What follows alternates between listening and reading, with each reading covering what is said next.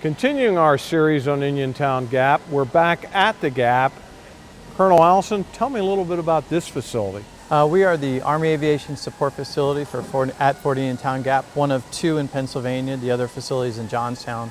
We have two major missions here. We support the 28th Combat Aviation Brigade, which is the traditional warfight units, and we also support the Eastern Army Aviation Training Site, which is a national training site for the National Guard. We actually do reserve and some active duty training with those. The aircraft that we maintain here are the CH-47 F and D model Chinooks, the AH-64 Apache D, the UH-60 Alpha, Alpha Plus, and Lima, and we also have two of the new LUH-72 Lakotas, which are now part of the service and support for the 28th Aviation Brigade.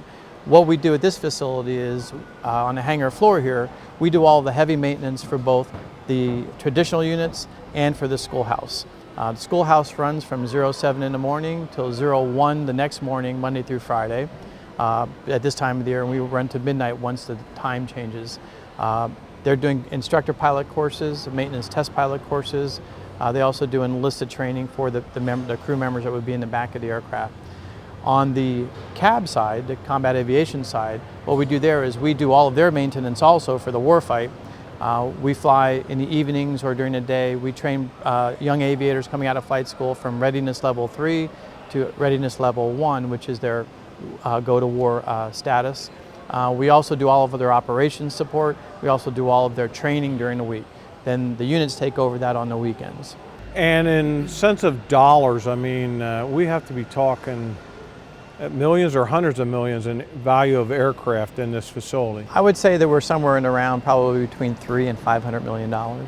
Pretty impressive. A lot of people working on a lot of expensive aircraft, doing a great job for the Commonwealth of Pennsylvania right here at Indiantown Gap. Colonel Allison is joining me again to talk a little bit about the, if you will, the field side of the operation rather than the maintenance in the garage. We were talking before we started filming about how many hours on the choppers before they have to come into the bay for maintenance and how many choppers we have in total. Okay, right now we have 47 aircraft, CH-47 Chinooks, Blackhawks, Lakotas, and Apaches on the ramp at this time. Again, there's about half of those are for the schoolhouse, the Eastern Army Aviation Training Center. And explain the schoolhouse versus the other a little bit. The schoolhouse is pretty much like a Fort Rucker where we all go to flight school.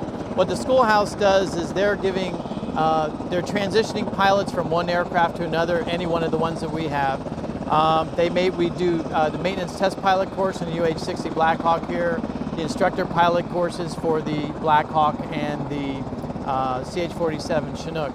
And basically that's a program of instruction. At the end they're signed off and then they go back to their states and their units and perform those duties, which brings up the readiness level of those units for the states and then the national and the federal mission. Come here, get the schooling, get the training, be certified if you will. Correct. Go back home to actually implement what they learn. Correct.